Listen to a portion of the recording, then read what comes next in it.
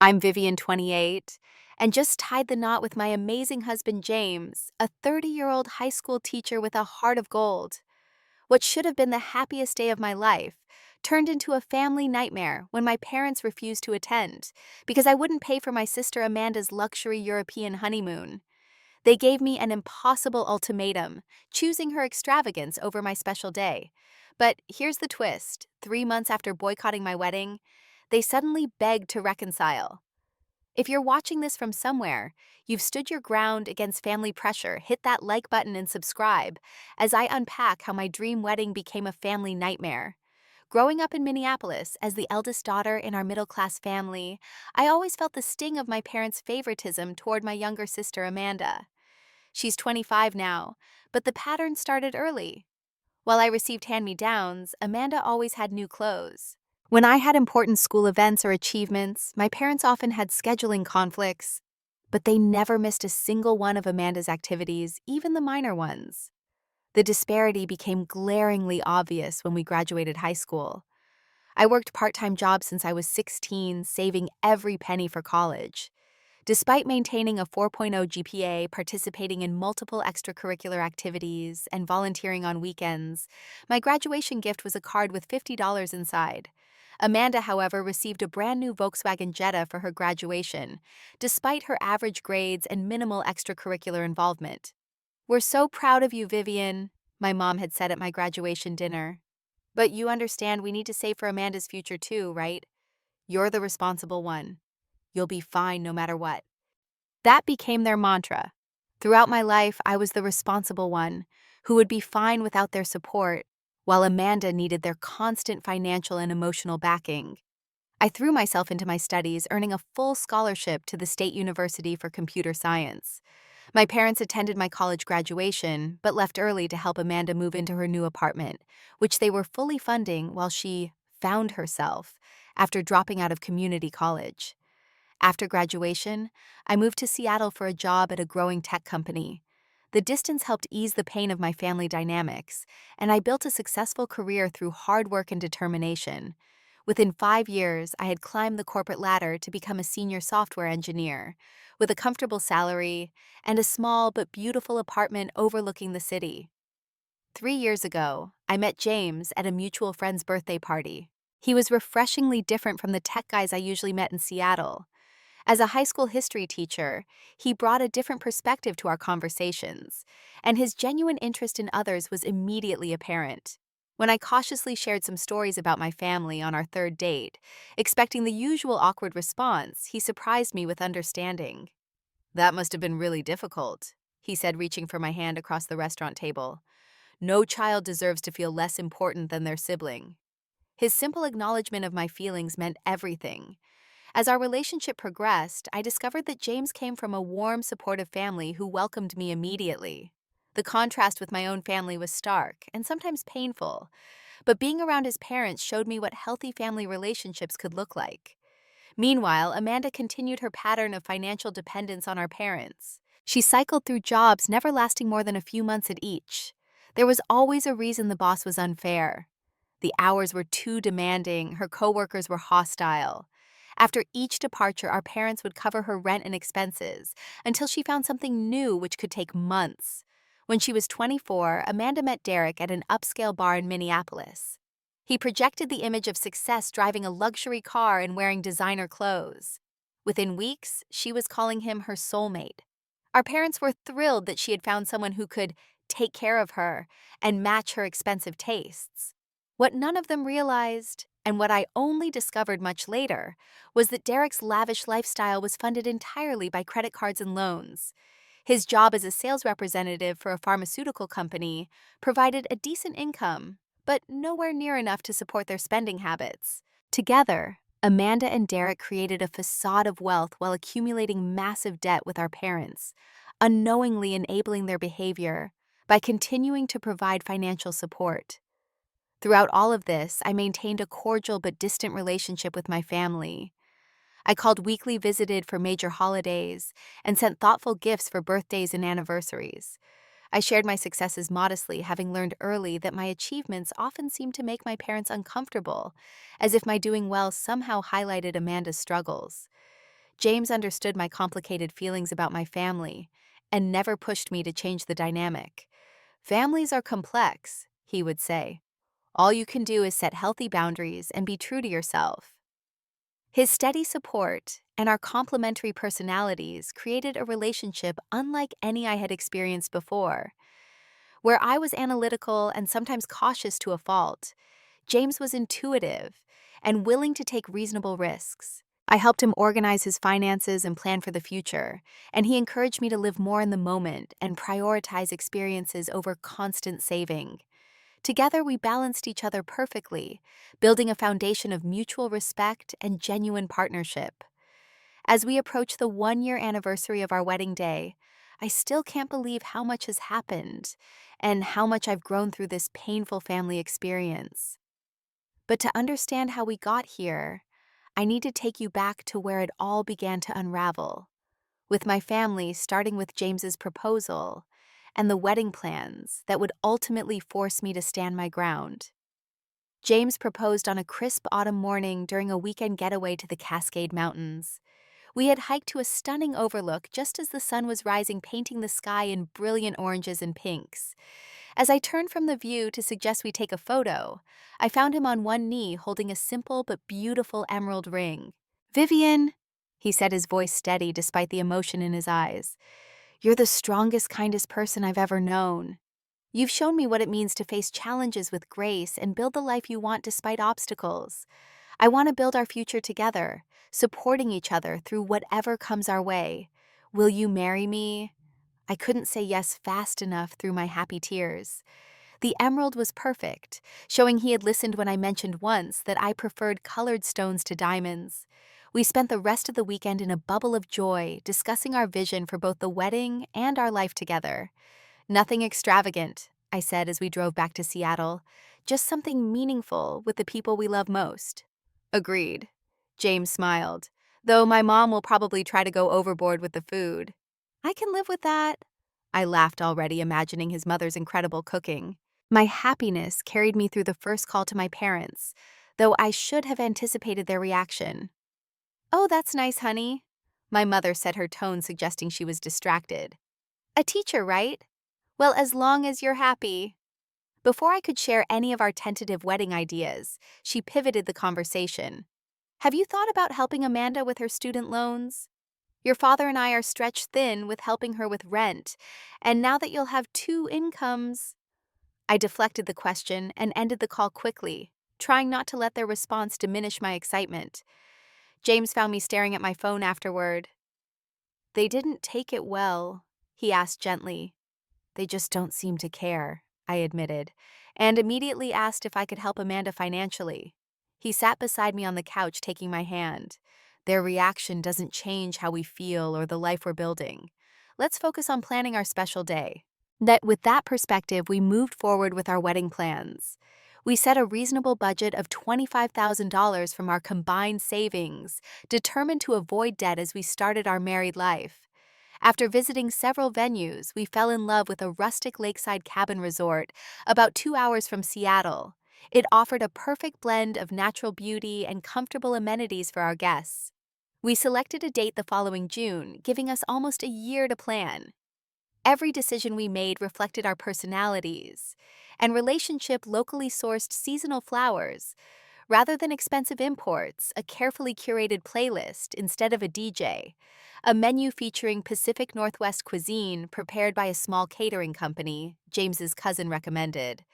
When my parents suggested we have dinner to discuss wedding plans during one of my visits home, I felt a flicker of hope that they might be warming up to the idea. James and I flew to Minneapolis for the weekend, preparing to share our vision for the wedding, and perhaps even ask my father if he would walk me down the aisle.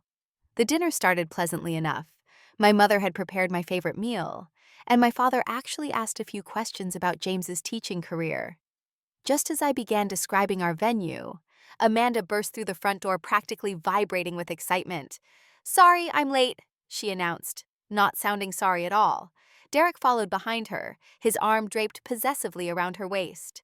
"But we have the most amazing news." She thrust her left hand forward, displaying a massive diamond ring that caught the light from every angle. "We're engaged. Derek proposed at Lucia's last night with champagne and roses. The whole restaurant applauded. My parents erupted in cheers. My mother immediately jumped up to embrace Amanda, tears streaming down her face. My baby girl, oh, this is the happiest day. My father pumped Derek's hand enthusiastically. Welcome to the family, son. This calls for the good scotch. I sat frozen watching my news, and my moment completely eclipsed yet again. James squeezed my knee under the table, a silent gesture of support. Congratulations, I managed to say, trying to sound sincere. That's wonderful news.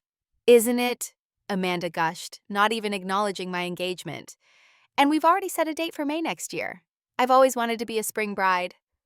My heart sank. May was just 1 month before our June wedding date. Actually, I said carefully, James and I are getting married in June. We just booked our venue last week. Amanda's smile faltered momentarily, but she recovered quickly. Oh, how funny, back-to-back weddings in the family. Well, ours will be at the Grand Hotel downtown. Mom and Dad already put down the deposit as an engagement gift. The conversation quickly devolved into detailed planning for Amanda's wedding, with my mother taking notes about color schemes and guest lists. My own wedding plans were barely acknowledged again, except when my mother absently asked, "You're keeping it small, right, Vivian, nothing too elaborate." On the flight back to Seattle, I couldn't hold back my tears. Why does it always have to be like this? Why can't they be happy for me too? James held me close. I don't know, Viv, but I do know that our wedding will be beautiful and meaningful with or without their enthusiasm. And my family is already so excited to help in any way they can. He was right. In the months that followed, James's parents frequently called with ideas and offers of assistance. His mother helped me find a beautiful dress within our budget at a boutique sale. His father, an amateur woodworker, crafted a stunning arch for our ceremony. Their genuine excitement provided a buffer against my family's indifference. Meanwhile, my parents became completely absorbed in Amanda's wedding plans. Our weekly calls were now filled with updates about her venue, her dress fittings, her extravagant floral arrangements. I listened politely, offering congratulations and support, despite the stark contrast to their minimal interest in my plans. They've always been like this, I reminded myself during moments of hurt. This isn't about me. This is their pattern. Still, I never imagined just how dramatically their pattern of favoritism would impact our wedding day, or that it would lead to the ultimate test of my resolve to establish healthy boundaries once and for all. 6 months before my wedding, my parents invited us to another family dinner during a weekend visit to Minneapolis.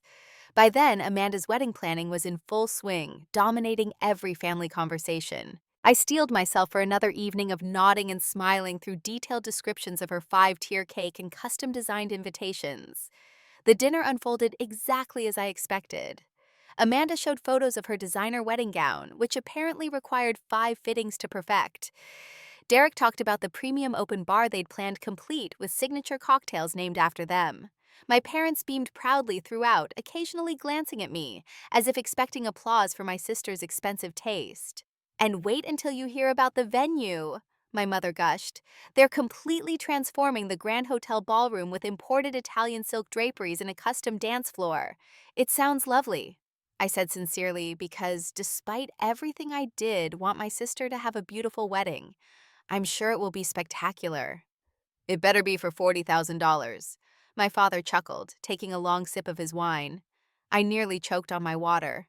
40,000, worth every penny for our little girl's special day, my mother said, patting Amanda's hand. We want everything to be perfect. James and I exchanged glances. We knew my parents weren't wealthy by any means. My father had worked as a manager at a manufacturing company for 30 years, and my mother was an administrative assistant at a local elementary school. They had always been careful with money, which made their lavish spending on Amanda's wedding all the more shocking. Dad, that's a lot of money, I said carefully. Are you sure it's, within your budget? His expression hardened slightly. We've been saving for Amanda's wedding since she was born. Don't worry about our finances, Vivian. The conversation moved on, but I couldn't shake my concern.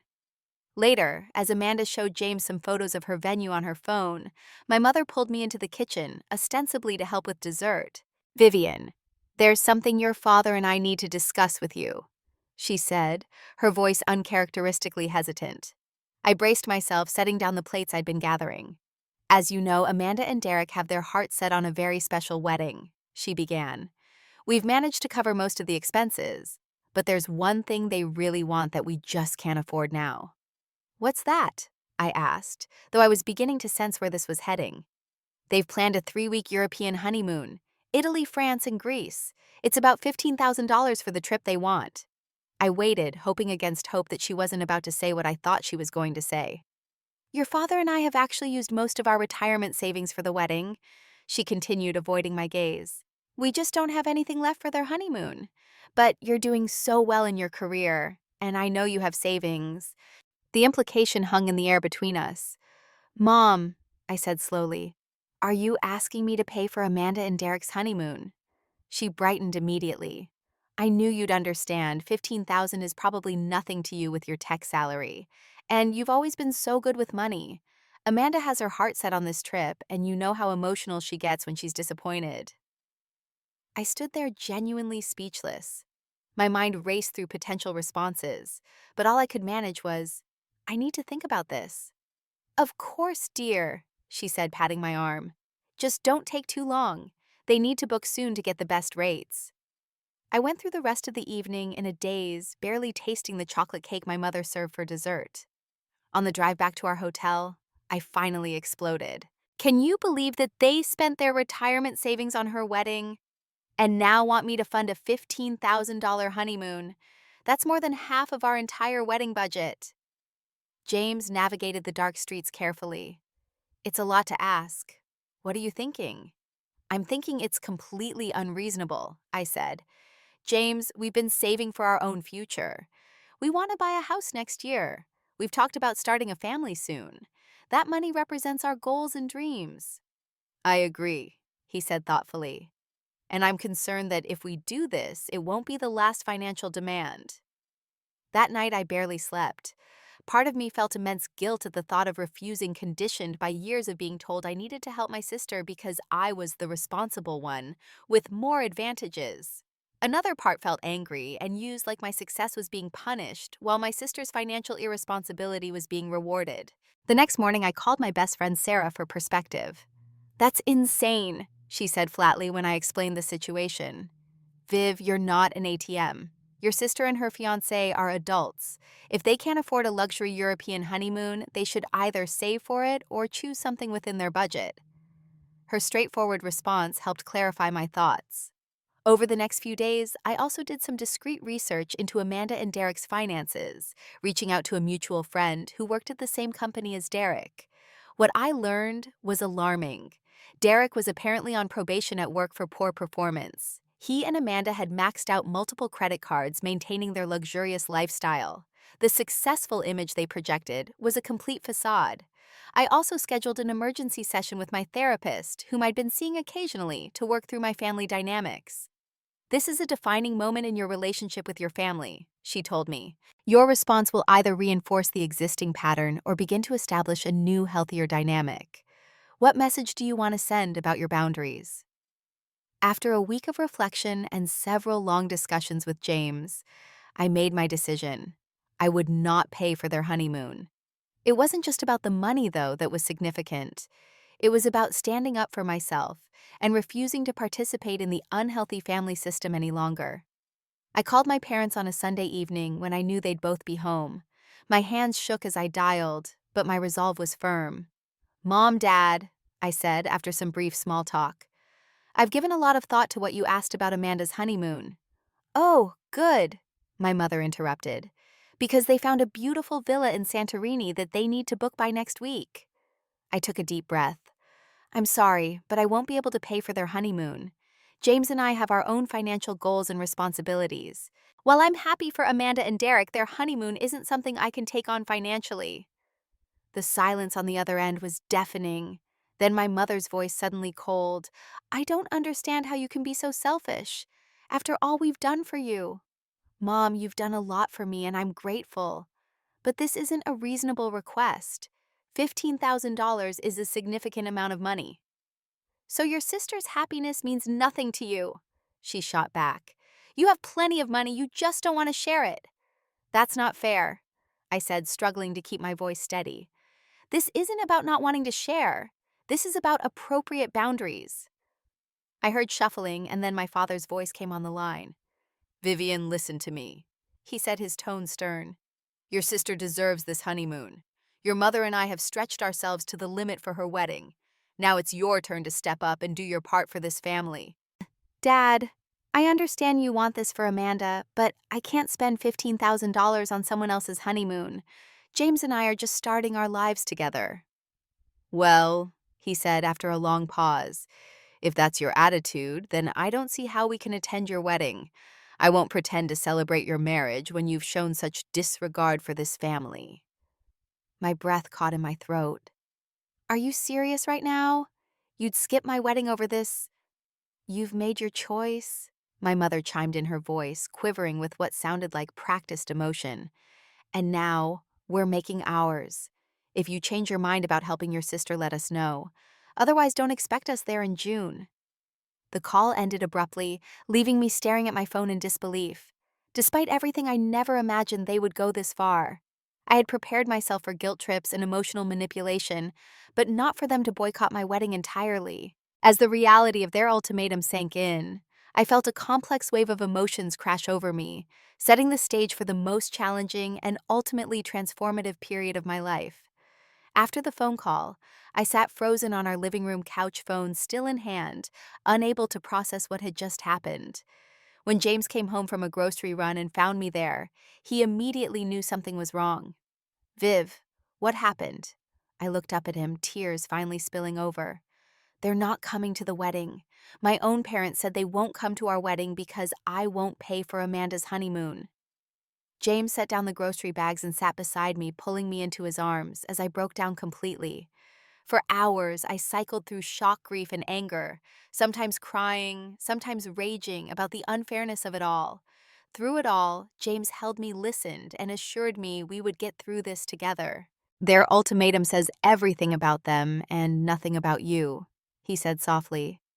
You did nothing wrong by setting a reasonable boundary. Intellectually, I knew he was right, but emotionally, the rejection cut deep. This was my wedding day, an occasion when most parents would move mountains to be present for their child.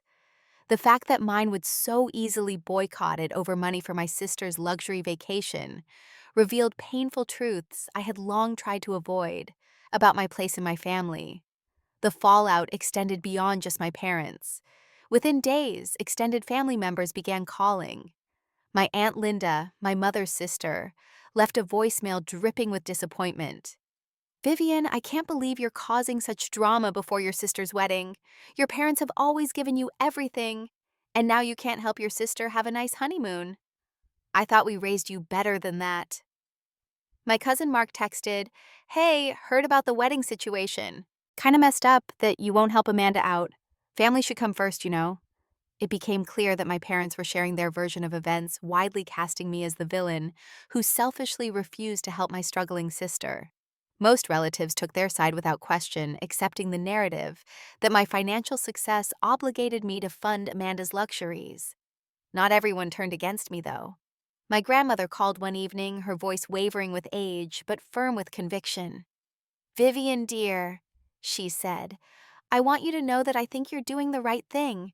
Your mother didn't tell me all the details, but I pieced it together. $15,000 for a honeymoon. In my day, we went to Niagara Falls for 3 days and thought that was fancy. She sighed heavily. I won't be able to come to your wedding, I'm afraid. At 87, I can't travel without your parents' help.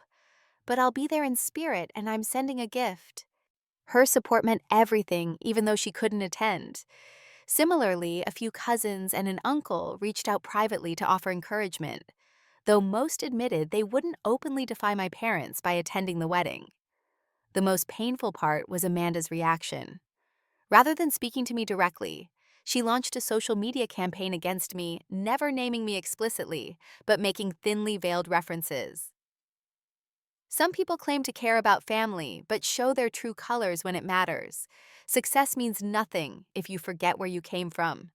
She even posted photos of herself crying, captioned, When your dream honeymoon might not happen because someone who could easily help refuses to. Friends who knew us both began awkwardly asking what was happening, forcing me to either explain the private family drama or let Amanda's version stand unchallenged. I opted for brief, dignified responses. We're working through some family disagreements about wedding expectations. I'd rather not go into detail. Through all this, James and I continued planning our wedding. We adjusted the seating chart, removing the special table reserved for my immediate family.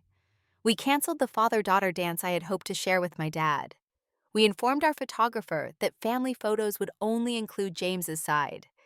Each change was a small heartbreak. James's family stepped up in beautiful ways. His mother called daily sometimes just to check in, other times with practical offers of help. His father reached out to friends with connections to our venue to arrange special touches at no extra cost. His sister Jennifer, whom I'd grown close to over the years, took over some of the planning tasks that my mother or sister might normally have handled. "You're already part of our family," Jennifer told me over brunch one Sunday. "And we're going to make sure your wedding is perfect with or without your parents there." Our friends rallied around us too. My bridesmaids organized an extra special bachelorette weekend to lift my spirits. James's groomsmen handled logistics for the rehearsal dinner. Our college friends created a video montage of well wishes to play at the reception. Despite this overwhelming support, I made one final attempt at reconciliation 3 weeks before the wedding. I wrote my parents a heartfelt letter, mailing it rather than emailing to emphasize its importance. "Dear Mom and Dad," I wrote, "as my wedding day approaches, I'm feeling the pain of your absence deeply. I understand we disagree about Amanda's honeymoon, but I hope you can separate that issue from your decision to attend my wedding. This is a once-in-a-lifetime moment for me, and despite our differences, I want you there. The door is open if you change your minds. Love always, Vivian." Their response came by text a week later. "We're sorry you're still choosing to be difficult about this. Amanda is devastated about her honeymoon. Let us know when you're ready to do the right thing." No mention of the wedding, no acknowledgement of my feelings, just doubling down on their ultimatum. With that, I had to accept the reality my parents and sister would not attend my wedding. The week before the big day, as final confirmations came in their absence, was confirmed not just by their direct refusal, but by the cascade of relatives who followed their lead. Of my entire extended family, only 2 cousins who lived in Seattle and didn't depend on my parents for family connection confirmed they would attend. The night before our wedding, I sat with my therapist for an emergency session processing my grief, but also preparing emotionally for the next day. "Tomorrow will have moments of both joy and pain," she reminded me. "Both are valid. Allow yourself to feel whatever comes up, but also permit yourself to fully experience the happiness of marrying James. Their absence doesn't diminish the significance of your commitment." I nodded, drawing a deep breath. I've spent my whole life seeking their approval and never quite measuring up. Tomorrow, I'm choosing my own path forward with someone who loves me completely for who I am. As I left her office, I felt a strange sense of calm. The worst had happened, the thing I had feared most all my life, losing my family's love and approval. And yet here I was still standing. There was grief, yes, but also a newfound strength. I was getting married tomorrow to a wonderful man who truly saw and valued me. And no one, not even my parents, could take that joy away. I woke on my wedding day to sunlight streaming through the window of our cabin at the resort. For a blissful moment, I felt only excitement. Then reality settled in the empty chair where my mother should have been helping me get ready, the absence of my father to walk me down the aisle. I reached for my phone, part of me still hoping for a last-minute message from my parents. Nothing from them, but dozens of texts from friends and James's family wishing me a beautiful day. And one message from James himself, who had stayed in a separate cabin per tradition. "Can't wait to see you at the end of the aisle. Today begins our best adventure yet." His words centered me, reminding me of what really mattered today. I was marrying the love of my life, a man who had shown me what unconditional support actually looked like. A knock at the door broke my reverie. James's mother, Caroline, stood there with a tray of breakfast and a small gift bag. "No bride should be alone on her wedding morning," she said warmly. "I hope you don't mind my intrusion." "Not at all," I said, genuinely relieved to see her. "I'm so glad you're here." As we ate croissants and fruit, she handed me the small bag. "Something borrowed," she explained. Inside was a delicate pearl hairpin. It was my grandmother's, then mine, then Jennifer wore it at her wedding. "We'd be honored if you'd wear it today." Tears sprang to my eyes at this tangible symbol of being welcomed into their family. "I would love to," I managed. The morning progressed with my bridesmaids arriving, bringing champagne and laughter to the cabin. My best friend Sarah took charge coordinating with the hairstylist and makeup artist, while keeping everyone's spirits high. When I showed a moment of sadness after seeing a mother helping her daughter with her veil in another cabin, Sarah gently redirected me. "Today is about you and James," she reminded me. "Everything else is just noise." By early afternoon, I was ready. My dress, a vintage-inspired Align with delicate lace overlay, fit perfectly. Caroline's pearl hairpin secured my simple veil. I looked in the mirror and barely recognized the confident woman staring back at me, standing tall, despite everything. The ceremony was scheduled for 4 p.m., time to catch the golden hour light over the lake. At 3:45, there was another knock at the cabin door. It was James's father, Robert, looking distinguished in his suit. "Vivian," he said, his kind eyes crinkling at the corners. "I know I'm not your father, and I would never presume to replace him. But I thought if you'd like, I could walk with you to the beginning of the aisle. Or if you prefer to walk alone, I completely understand. It's entirely your choice." His thoughtful offer, presented without pressure, moved me deeply. "I would be honored to have your company," I told him. Together we walked the short path to the ceremony site, stopping just before the point where guests could see us. Robert squeezed my hand gently. "You are a remarkable young woman," he said, "and we are blessed to have you joining our family." With that, he stepped aside and I continued the final steps alone. The ceremony site took my breath away.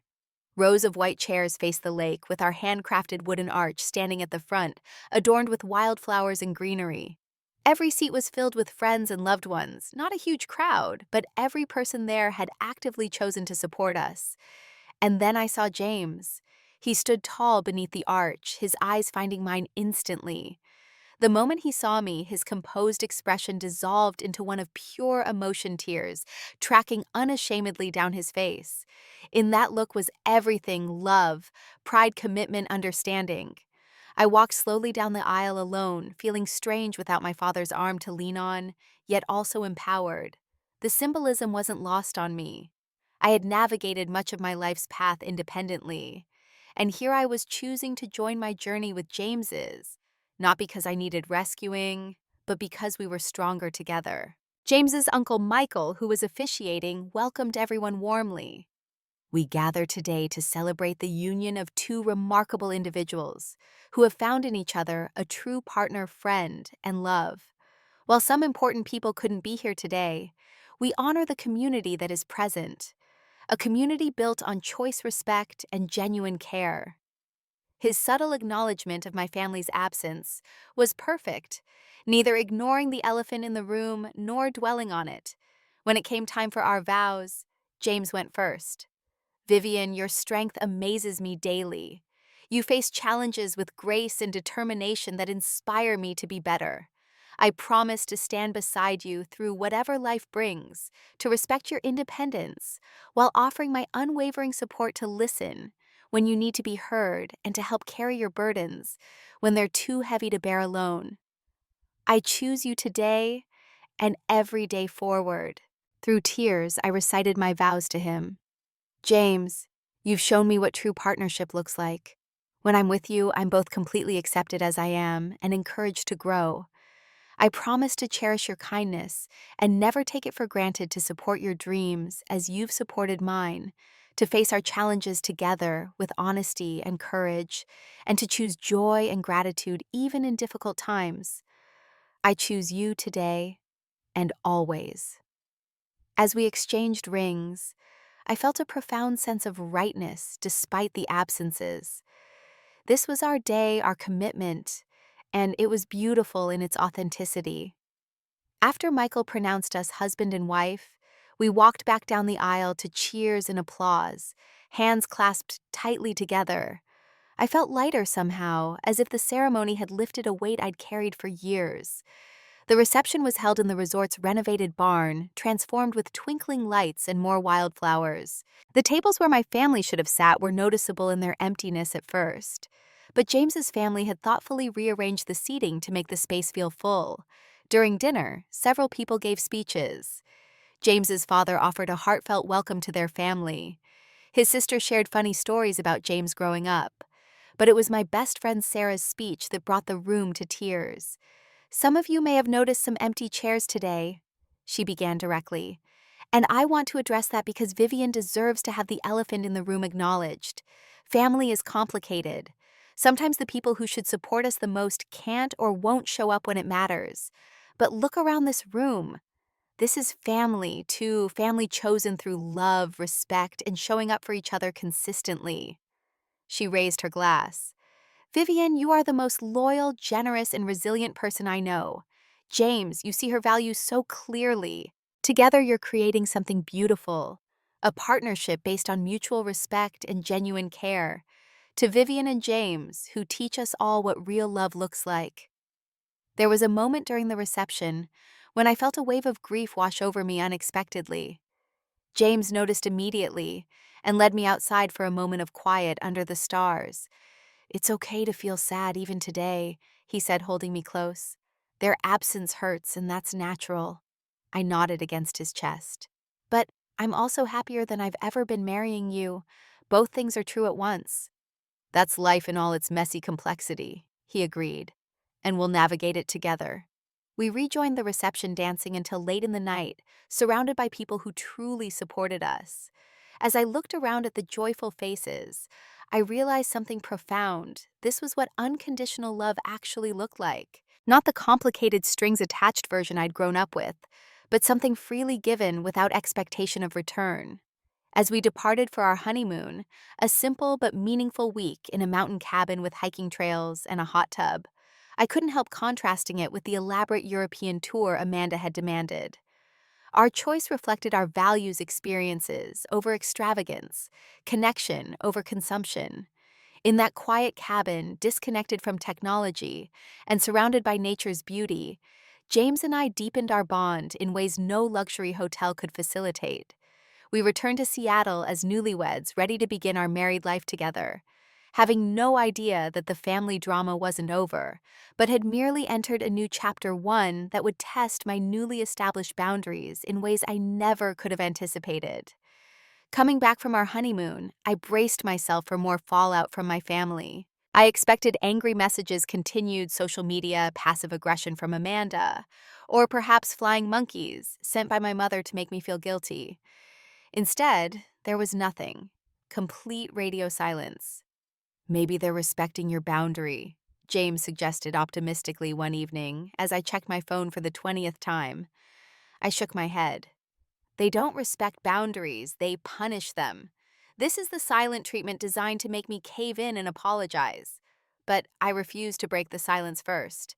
My therapist had helped me understand that reaching out would only restart the dysfunctional cycle. "The ball is in their court," she reminded me. "You've done nothing wrong that requires an apology." So I focused on building our new life together.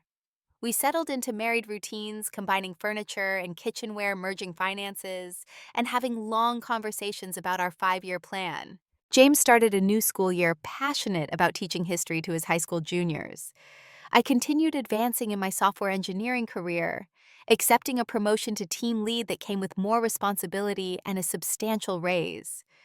Through social media, which I couldn't help checking occasionally, I watched Amanda's wedding unfold from a distance. The photos showed my parents beaming proudly as they walked her down the aisle together. The venue was indeed transformed into a Pinterest-worthy wonderland, with crystal chandeliers, thousands of white roses, and custom monogrammed everything. Amanda looked beautiful in her designer gown, and Derek appeared every bit the successful businessman in his tuxedo. I wasn't invited, of course. That hurt, even though I had expected it.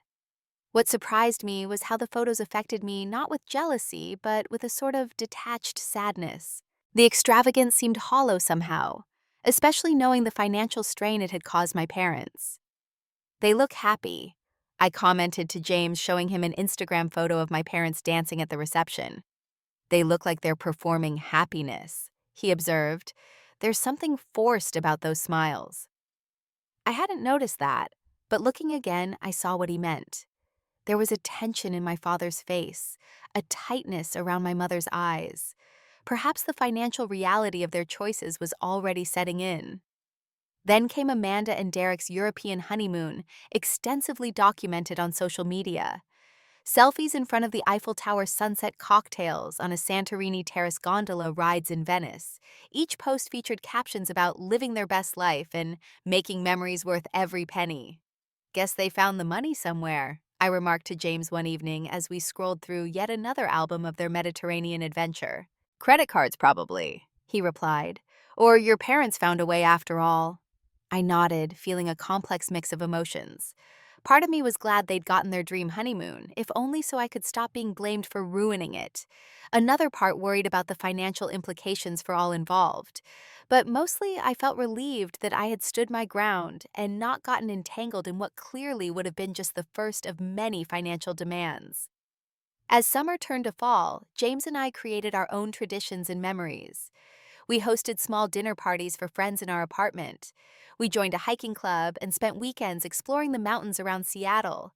We began researching neighborhoods for our future home purchase. Without the constant drama and emotional toll of my family dynamics, I found myself more relaxed, more creative at work, more present in my relationship. The approaching holiday season brought new challenges. Thanksgiving had always been spent with my family, Christmas split between both families. This year, we accepted James's parents' invitation for both holidays, a decision that brought both relief and sadness. Do you think I should reach out before the holidays? I asked my therapist during a session in early November. It's been almost 5 months since we've spoken. What would be your motivation for reaching out? She asked. Would it be for your healing, or would it be out of guilt or obligation? I considered this carefully. Honestly, probably a mix of both. I miss having a family even with all their flaws, but I'm also afraid of reopening wounds that have just started to heal. Those are valid feelings, she acknowledged. But remember that healthy reconciliation requires both parties to acknowledge the problem and commit to change. Based on your history, do you believe they're ready for that? I shook my head reluctantly. No. They'd see my reaching out as vindication that I was wrong to set boundaries in the first place. So I maintained the silence, focusing on building new traditions with James and his family, instead of mourning the loss of old ones. We spent Thanksgiving in his parents' warm home, where everyone helped with cooking, and no one kept score of contributions. We planned a Christmas ski trip with his sister and her husband, looking forward to creating memories on the slopes. Then 3 months after our wedding, on an ordinary Sunday afternoon in September, my phone rang with my father's number. James was grading papers at the dining table while I was curled up on the couch reading. We both looked up at the ringtone, frozen in surprise. "Do you want to answer it?" James asked quietly. I stared at the phone for another ring, then nodded. I should hear what he has to say. Taking a deep breath, I accepted the call. "Hello?" "Vivian." My father's voice sounded different somehow, strained, possibly even humbled. "How are you?" "I'm fine," I replied cautiously. "How are you and Mom?" He paused. "We've been better. Listen, your mother and I have been doing some thinking. We may have been a bit harsh regarding your wedding. We'd like to meet with you to talk things through. In person." I nearly dropped the phone in shock. This was the closest thing to an apology I'd ever received from my father. "I see," I managed. "When were you thinking, are you and James ever in Minneapolis, or we could potentially come to Seattle?" Now I was definitely suspicious. My parents hated traveling and had visited me in Seattle exactly once in 5 years, complaining the entire time about the expense and inconvenience. "Actually, we'll be in Minneapolis for a friend's baby shower next weekend." I improvised, wanting neutral territory and time to prepare. "Perfect," he said, sounding relieved. "Could we meet for lunch on Saturday? There's a new bistro downtown your mother wants to try." We arranged the details, and after hanging up, I turned to James in disbelief. "They want to meet. To talk things through." My father almost apologized. James set down his red pen. "That's unexpected. How do you feel about it?" "Suspicious, honestly. This isn't like them at all. They don't apologize or admit mistakes." "Do you want me to come with you to the meeting?" I considered this. Actually, yes. I think having you there will help me stay grounded. Over the next week, I worked with my therapist to prepare for the meeting. We role-played possible scenarios and developed strategies for maintaining boundaries while being open to genuine reconciliation if it was offered. Remember, she cautioned, true reconciliation involves acknowledgement of harm, sincere apology, changed behavior, and reasonable amends. Be wary of surface-level apologies that don't address the underlying issues. When Saturday arrived, James and I booked a last-minute flight to Minneapolis, telling no one but his parents where we were going. We checked into a downtown hotel and walked to the bistro, arriving exactly at noon. My parents were already seated at a table looking tense, and much older than I remembered from just a few months ago. My mother rose first awkwardly, attempting a hug that I returned stiffly. My father shook James's hand with forced cordiality. The air between us crackled with unspoken tension. "You look well," my mother offered as we took our seats. "Marriage agrees with you." "It does," I replied simply. "James and I are very happy." After ordering drinks and appetizers, we engaged in painful small talk about the weather, the restaurant, and Seattle's endless construction. Finally, as our main courses arrived, my father cleared his throat. "Vivian, as I mentioned on the phone, your mother and I have been reflecting on recent events. We may have overreacted about the wedding. It wasn't right to miss your special day." It wasn't the full apology I'd hoped for, but it was something. I nodded, waiting for more. "We'd like to put all this unpleasantness behind us," my mother added, reaching across to pat my hand. "Family is too important for these kinds of disagreements." "I appreciate that," I said carefully. "But I think we need to address what happened rather than just sweep it under the rug. You gave me an ultimatum over Amanda's honeymoon, and then boycotted my wedding when I didn't comply. That caused real harm." My parents exchanged uncomfortable glances. My father took a long sip of his water before speaking again. "Yes, well, we were under a lot of pressure at the time. The wedding expenses, Amanda's expectations. We weren't thinking clearly." "Speaking of Amanda," my mother interjected, "she and Derek are going through a bit of a rough patch right now." And there it was, the pivot away from accountability and straight to Amanda's problems. Some things never changed. "I'm sorry to hear that," I said neutrally. "What's going on with them?" My parents exchanged another look, this one more desperate. My father's shoulders slumped slightly. "The truth is, Vivian, we're in a difficult situation. Financial issues, mainly." As they began to explain, the real reason for this reconciliation attempt became painfully clear. They weren't here to genuinely repair our relationship.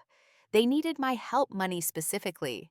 My parents had indeed emptied their retirement accounts for Amanda's wedding, taking out a second mortgage on their house as well. Amanda and Derek, despite finding a way to fund their European honeymoon, multiple new credit cards, it turned out had returned to financial disaster. Derek had lost his pharmaceutical sales job due to poor performance just days after returning from Europe. Then came the final blow. Amanda was pregnant already 3 months along. "They've had to move back in with us," my mother explained. "With the baby coming and Derek struggling to find work, we're at risk of losing the house," my father admitted, his voice barely above a whisper. "The second mortgage, Amanda's wedding debt, helping them with their credit card payments, it's all become too much."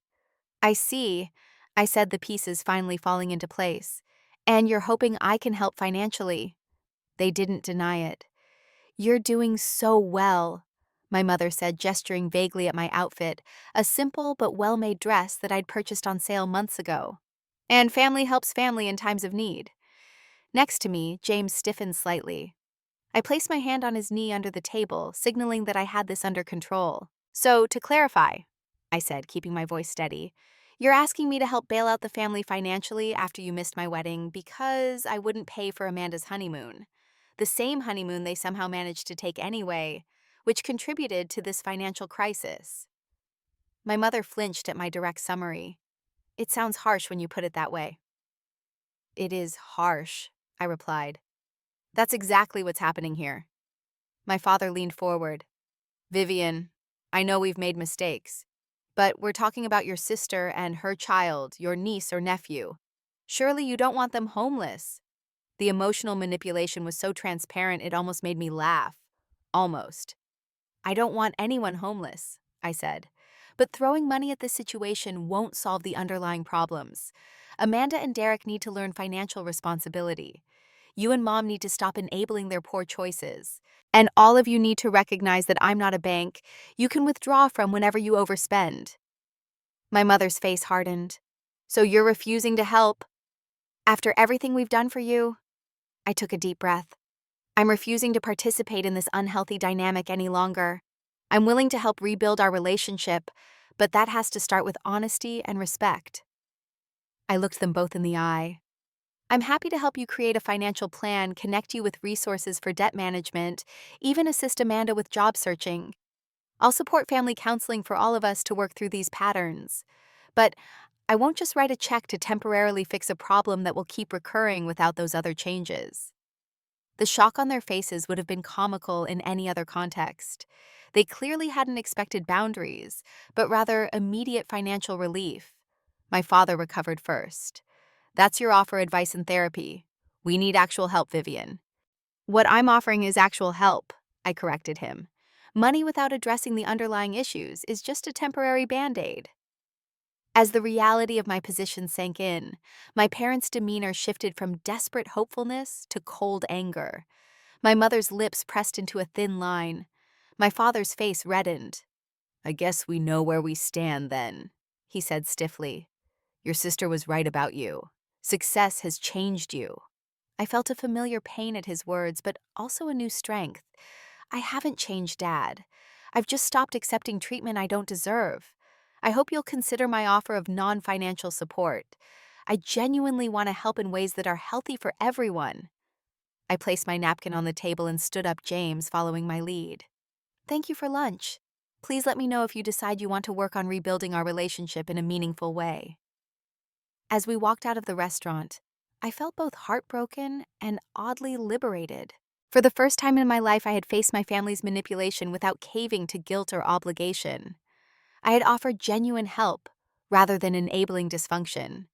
Whether they accepted that help was now their choice. It's been a full year now since my wedding day, and 6 months since that revealing lunch with my parents. The path to healing family relationships has been neither straight nor easy, but I've learned profound lessons about love boundaries and my own worth along the way. After we left the restaurant that day, I cried in our hotel room, mourning the parents I wished I had, and accepting the reality of the ones I actually did. James held me through it all, neither trying to fix my pain nor minimize it, just witnessing it with compassion. The next morning, as we flew back to Seattle, I felt a strange sense of peace amidst the sadness. I had done all I could do. The rest was up to them. For several weeks, I heard nothing from my parents or Amanda. Then, to my surprise, I received a text from my father. Your mother and I have been discussing your offer. Maybe the financial planning help would be useful. Not ready for family therapy yet. It was a small opening, but it was something. Over the next few months, I helped them connect with a nonprofit credit counseling service, reviewed their budget remotely, and suggested practical steps to address their financial crisis. Our conversations were strictly business-like at first, focused entirely on numbers and plans, avoiding the deeper emotional issues that had damaged our relationship. Amanda remained distant occasionally, sending sharp texts when my parents implemented budgeting measures that affected her comfort. Hope you're happy that Mom and Dad can't help with the baby's nursery now, she wrote once. I didn't take the bait, simply responding with links to secondhand baby furniture resources and budget-friendly nursery ideas. The most surprising development came 3 months after our lunch meeting when my mother called out of the blue. I've been thinking about what you said, she began without preamble, about family therapy. Your father's not ready, but I wondered if maybe just you and I could talk to someone, together. I nearly dropped the phone in shock. I think that would be wonderful, Mom. I'd really like that. We found a therapist in Minneapolis who offered remote sessions, allowing us to meet virtually despite the distance. The first few sessions were awkward and halting, with my mother defensive and me cautious. But slowly, painfully, we began to unpack decades of family patterns. I always depended on you to be the strong one, she admitted during our 4th session. Maybe that wasn't fair to a child. It wasn't a full recognition of the favoritism or the harm it had caused, but it was a start.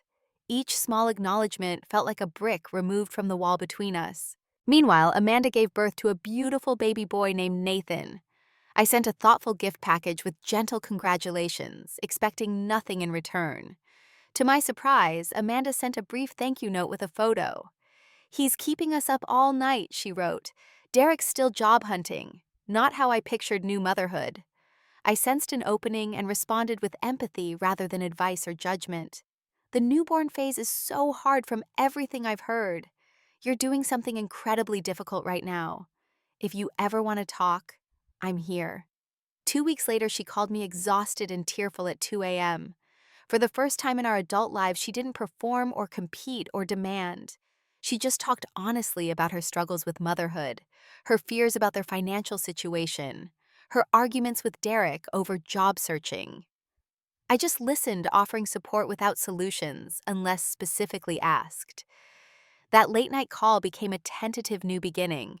Amanda and I now text several times a week, mostly about baby Nathan, occasionally touching on deeper topics. She's slowly recognizing the unsustainability of the lifestyle she and Derek had been pursuing, though real change comes in small, inconsistent steps. My father remains the most resistant to change, still believing that money is the solution rather than the symptom. But even he has shown small signs of growth, actually thanking me when my budget recommendations help them avoid a missed mortgage payment. Last month, something remarkable happened. My parents visited Seattle for the first time since our estrangement, bringing 4-month-old Nathan to meet us. The visit wasn't perfect. My father still made occasional digs about our fancy apartment. It's not. And my mother slipped into old patterns of focusing exclusively on Amanda's needs as a new mother. But they came. They made an effort. And when they left, my mother hugged me and whispered, "I'm sorry we missed your wedding. I really am." Those simple words meant everything. James and I are moving forward with our own lives too. We recently closed on a modest but perfect starter home in a family-friendly neighborhood. We're discussing starting our own family soon, though we're both a little nervous about replicating unhealthy patterns from our upbringings. "We'll make mistakes," James said as we painted our new living room. "All parents do, but we'll be conscious of the patterns we don't want to repeat. That awareness alone makes a huge difference." He's right. The self-awareness I've gained through this painful journey with my family has been transformative. I understand now that love shouldn't come with financial conditions, that setting boundaries isn't selfish, but necessary for healthy relationships, and that sometimes the most loving thing you can do for someone is refuse to enable their destructive patterns.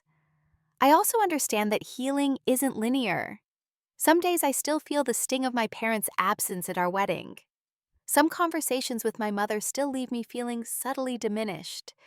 Amanda still occasionally tries to manipulate me for financial help. But the difference is that I now recognize these dynamics immediately and can choose how to respond rather than reacting from old wounds. The most profound lesson I've learned is that family can be both chosen and born. James's parents have become true parental figures to me, offering unconditional support without expectation of return. Our friends have formed a community that celebrates our joys and supports us through challenges. And my birth family, despite our complicated history, remains part of my heart, even as I maintain healthy boundaries with them. As we approach our first anniversary, I'm filled with gratitude for the difficult journey that forced me to grow. Standing firm in that moment of ultimatum, the boundary that cost me my parents' presence at my wedding, was the hardest thing I've ever done. But it was also the most important, setting the stage for more authentic relationships built on mutual respect rather than obligation and guilt. If you're struggling with similar family dynamics, remember that love doesn't demand financial sacrifices that harm your future. Real family supports your growth rather than exploiting your success. And sometimes the temporary pain of establishing boundaries leads to the possibility of genuine healing. Have you ever had to stand firm against pressure from family, even when it cost you something precious? Share your experience in the comments below. And if this story resonated with you, please like and subscribe for more authentic conversations about family dynamics and personal growth. Thank you for witnessing my journey, and I wish you courage in navigating your own path to healthy relationships, whatever form they may take.